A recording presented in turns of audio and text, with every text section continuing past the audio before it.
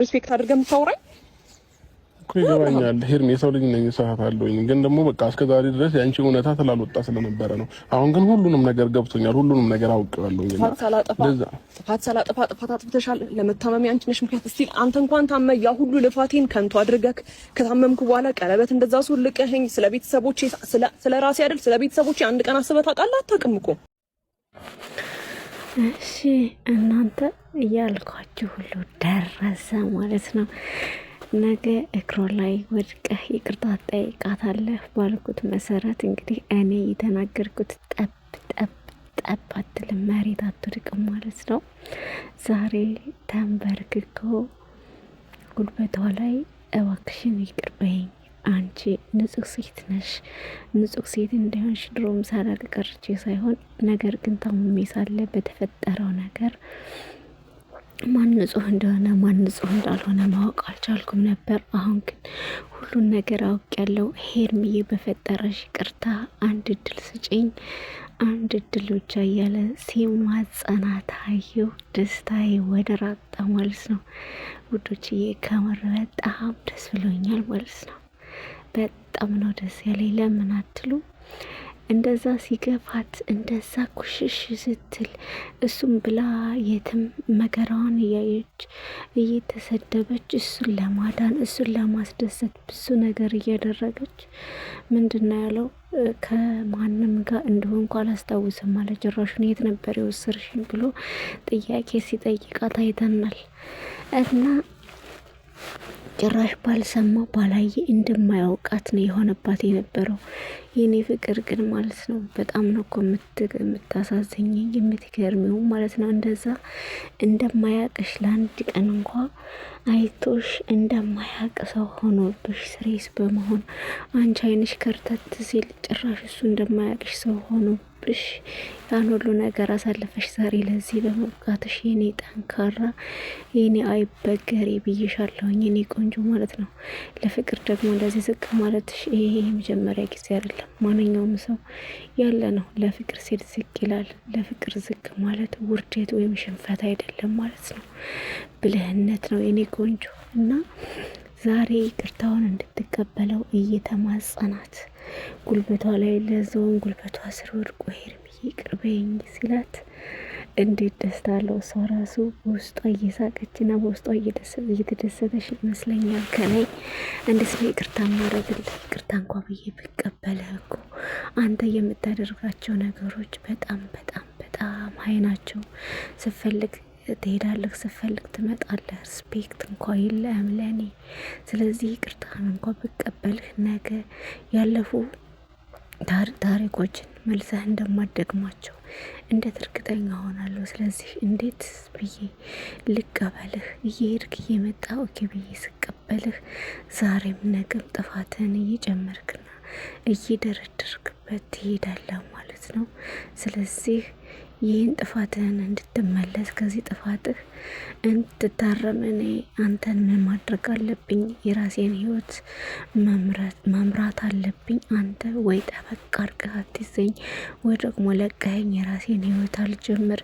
የኔን ህይወት እያበላሸህ ሆነ ያለው።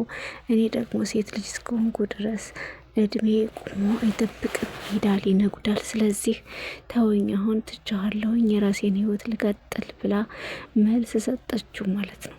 ነገር ግን እመኑኝ እርግጠኛ ነኝ ማለት ነው ፍቅሩን እንደምትቀበለውና አብረው እንደሚሆኑ እና ሄርም እንትናም አቤላም ቀበል ብሎ ሄርሚ እኔ አንቺን ቀረብ ብዬ አውቅሻለሁ፣ ብዙ ተጎድተሻል፣ ብዙ ተሰብረሻል። ነገር ግን እነዛ አንቺን ለመስበር ሲሯሯጡ የነበሩትን ሰዎች የምትበቃያቸው አሁን ነው። አሁን የምትበቃያቸው ደግሞ ምክንያቱ ምንድን ነው? በአንቺ ስቀው ተሳልቀው አንቺን ተስፋ አስቆርጠው አይቀሩም። አሁን ላይ የአንቺ አርጋሽው ሲያዩ በጣም እንዲቃጠሉና እንዲነዱ ማድረግ አለብሽ።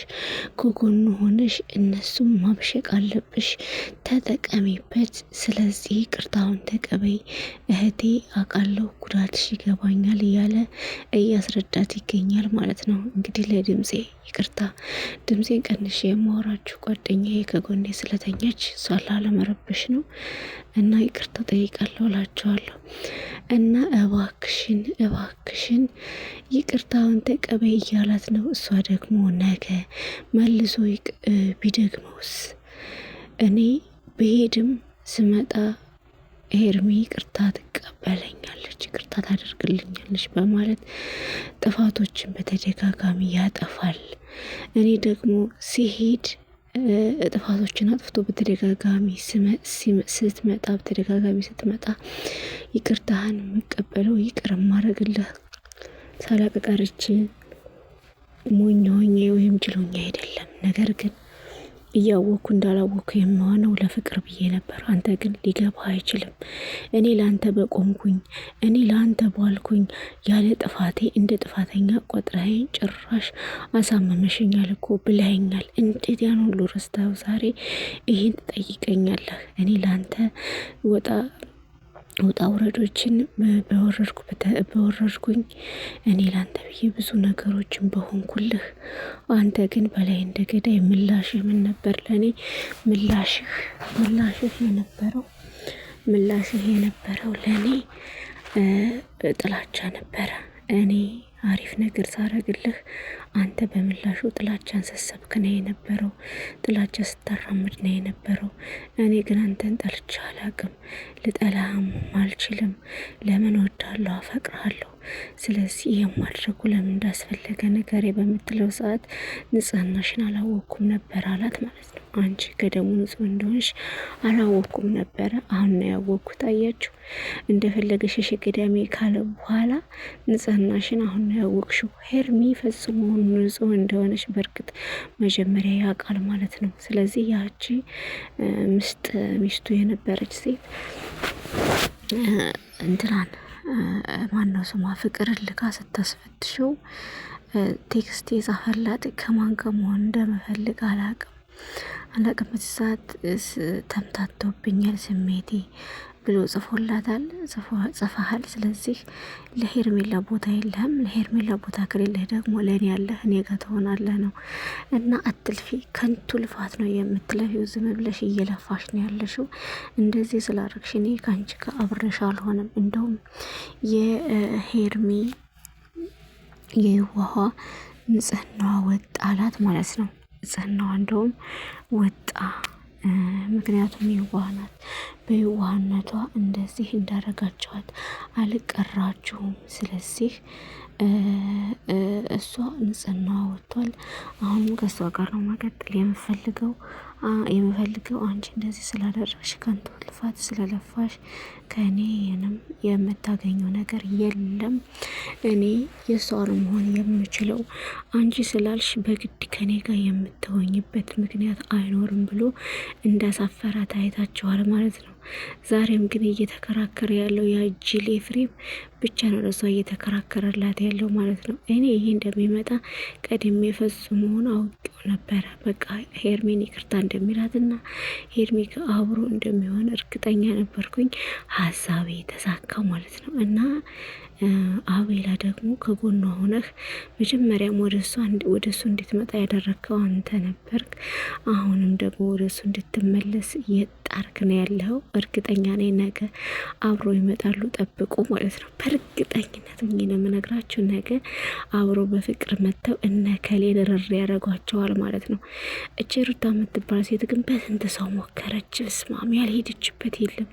ሰው በራሱ ሰዓት ፍታይ ብሎ ለምኖ ተፈቶ አሁን እንደገና መልሶ ግድ ካልታረከኝ ብሎ ልመና በስንት ሰው ነው የመጣችሁ? በፈጠራችሁ ርዕስ ማቆይ ስንት ሁለት ከዳኒ ያለ ከጽጌ ጋራ ወደ 4 ሰው ነው የላከችው ማለት ነው። 4 ሰው ጋሽዬም ነበረ። ጋሽዬ አሁን እንዳገባበት ተብሎ አልገባም እንጂ የዛኛው ነበረ ጋሽዬ ዴቭ 6 ናቸው እንጂ 6 ቦዜም ማለት ነው። አሁን ለሱ መጥፎ ምነቷን ስታረጋግጥ ነው እንጂ ወደ ሄርሚ ያዘነበለችው ማለት ነው። ለእሷም ተልካ ነበር። አስባችሁታል? 7 ሰው ነው የላከችው። 7 ሰው እሱም አልዱልኝ ብላ ልካለች ማለት ነው። አያቸዋት እየተምታታባት እኮ ነው ዝም ብላ ቀውስ ነገር የመሆኗ ማለት ነው። መጀመሪያ ፍታኝ ብላ ስትጠይቀውም እንደዚህ ስንት ሰው ይዛ ስንት ሰውዬዎች ጉድ የነበረ ፈርምልኝ እያለች በየሄደችበት ወረቀት ይዛ ስትንከራፈፍ የነበረው ማለት ነው። አሁን ደግሞ ከፈታት በኋላ ደግሞ መልሳ እንደገና የሰው ጋጋታ አስታርቁኝ ረድዚያ የታምታታብሽ ልጅሽን ዝም ብለሽ አታሳድጊም እንደ ፍቅር በግድ የሚሆን ነገር አይደለም። ሁሌም ደጋግሜ እንደምለው ሄርሚ ንግስት ናት። ሄርሚ ንግስት ሆና ባሏን ንጉስ ማድረግ የምችል ብቃት ያላት ጀግና ሴት ናት። እሷ ስትከበሪ ስታከብሪ ትከበሪያለሽ። እሷ ስለምታከብረው እሱም ያከብራታል። ነገር ግን እሱ ደግሞ ችግሩ እዚህ የመልከስከስ ጸባይ ያለበት ልክስክስ ነው ማለት ነው። ወንዶች ስትባሉ ሲጀመር እንዲህ ውሻ ናችሁ። ዝም ብላችሁ ካገኛችሁት ላይ መሽናትና ያገኛችሁት ጋራ መልከፍ መላከፍ ተወደላችሁ ልክፍ ናችሁ እንጂ ከሄርሜ ምንም የሚኮላት ነገር የለም። ከጸባይ ይሉ ጸባይ፣ ከመልክ ይሉ መልክ፣ ቆንጅናዋ ከቁንጅና ይሉ ቆንጅናዋ፣ ሙያዋም እንደዛው አይታቸዋን ሰርታ ያቀረበችውን ለሱ ቤቷንም አይታቸዋን እንዴት እንዳያሳመረችው በዲኮር ማለት ነው። ስለዚህ ሄርሚ ምንም የሚጎላት የለም። ሁሉን ነገር አሟልቶ የሰጣት ምርጥ ሴት ማለት ነው። ያቺ ግን ሁልጊዜ ከችግር ሁልጊዜ ከንስንስ ሁልጊዜ ከበቃ መሻክል ከመፍጠር ውጭ ደህና ነገር አበደን የለባትም ማለት ነው። የሆነች ርኩስ ነገር ናት። ስለዚህ ህይወቷ የሚያምረው እማኑ ማለት ነው የሄርሚ ነው። እንግዲህ በባለፈው እንድትወድቅና ጽንሷ እንዲቋረጥ ያደረገችባት ፌንት እንዲበላ ያደረገችባት ራሱ እሷ ናት። ፌንት በልታ ስትወድቅ ልጁ ያወጣበት ለምን አረግዘሽ ስትባል ቀለበት አረግላ ስትባል ውስጧን በላት። ከዛ በኋላ አረገችበት። ካረገችበት በኋላ እሱ ራሱን ስቶ ከሷ ጋር በሚሆን ሰዓት ሄርሜን አንቺ ማነሽ ምንድነሽ በሚላት ሰዓት ነው እንግዲህ የዛኔ ታስታውሱ ከሆነ የወደቀችው። የዛኔ ጽንሱ ከሷ ጋር የለም ማለት ነው። እና እማኝኝ ያን ሁሉ ያደረገችው ከሷ አልፎ ከሷ ማለት እሷ ጋር እንዳይሆን ለራሷ ለማድረግ ነበር። ነገር ግን ይህ ሁሉ አልተሳካልሽም። ፈጽሞ ሊሳካልሽ አይችልም። አንድ ሰው አብሮሽ ሊሆን የሚችለው እምነት ሲኖረው፣ ሲወድሽ፣ ሲያፈቅርሽ፣ ከልቡ ሲያስብሽ ነው እንጂ እንደዚሁ ዝም ብሎ በደመ ነፍሱ ከአንቺ ጋር ቢሆን ለራሱ ለአንቺ ትርጉም የለው። ምንም ትርጉም አልባ ድክመት ብቻ ነው የሚሆንብሽ ማለት ነው። ያ ሰው ወዶሽና ፍቅሮሽ ስሜት የማይሰጥ ለአንቺ ስሜት የማይሰጠው ከሆነ አብሮ መኖሩ ለአንቺ ከድካም ውጭ ምንም የሞተ ሬሳ እንደማገላበጥ ማለት ነው። በቃ ለአንቺ ሴንስ ከሌለው ምንም አይነት ነገር ሊሆንልሽም ምንም ባለም ሆነ ውሽማ ሊሆንልሽ አይችልም ማለት ነው። ስለዚህ ሩታ በቃ ከዚህ በኋላ አርፈሽ ህይወትሽን ደስታሽ ጋር ብትኖር ይሻልሻል። ዲያስፖራ ነው ከውጭ ነው የመጣው ብለሽ የሰከሽው ማለት ነው። የሰከሽው እረኛ ከሱ ጋር ጥለሽ ህይወትሽን ልጅሽን ብታሳድጊ ይሻልሻል። በቃ አብርሃምን ተዩ። የፈሰሰ ውሃ አይታፈስም አይደል ውዶች? ውሃ አሁን እንዴ ከፈሰሰ ልታፍሱት ትሞክራላችሁ። ብትሞክሩስ ታገኙታላችሁ። አሁን ጭቃ ሆኖ ነው የምታገኙት አይደል? ስለዚህ የእነሱ ህይወት ከዚህ በኋላ እንደዛ ነው። አብረው ሊሆኑ አይችሉም። ቢሆኑ ራሱ መልሰው መለያየታቸው አይቀርም፣ አይጣጣም። እንትን ነበር መስላችሁ እናቴ በርሌ ትላለች። አንዴ ከተብላሽ ተብላሽ ነው። ለዛውም እሱ ደጋግማ ጥፋት እያጠፋች ማለት ነው። ደጋግማ እሱን ለመበደል እሱን ለመበቀል እሱን ለመጉዳት እኔ ያለው በምድር ላይ እሱ ሱቁ አይኖርም አይነት ነገር። ግን እኮ ኡማሮቼ በክርስትና ይቅር ባይ እንሆኑ ነው የሚለው። ክርስትና ሃይማኖት በእስልምናም እንደዛው ይመስለኛል በቅርበት ማለት ነው። ስለዚህ ቂመያዝ ጥሩ አይደለም ነበር። እሷ መስሏት ነው እንጂ ይሄን ሁሉ ርቀት የሄደችው ላታገኘው ነገር እሱን ለመጉዳት መሞከሯ በጣም ስህተት ነው። እርግስ እንደው ዝም ብላ እንደ ሄርሜ በየዋህነት ዝም ብላ ብትጠብቀው ምናልባት ሊራራላት ይችል ነበር ማለት ነው። አሁን ግን እልክ ነው። እልክሽ አዋጣሽ ብላለች እንትና ራሱ ቦዜ። እስኪ እልክሽ አዋጣሽ እንደሚያደርስሽ እናያለን። እሱ ደግሞ መኖር ያለበትን ህይወት የመምረጥ የራሱ መብት ነው። አንቺ ደግሞ እስከ መጨረሻው ሂጂ፣ እልክሽ ምን ላይ እንደሚያሳርፍሽ ደግሞ እናያለን። ቀጥይበት ነው ያለችው ማለት ነው። እና ዴቭም ዛሬ ቀርቦ ጠይቅ ነበረ። የሰጠው መልስ ይሄ ነው ማለት ነው። እኔ ከሱ ህይወት የሚያገባኝ ነገር የለም።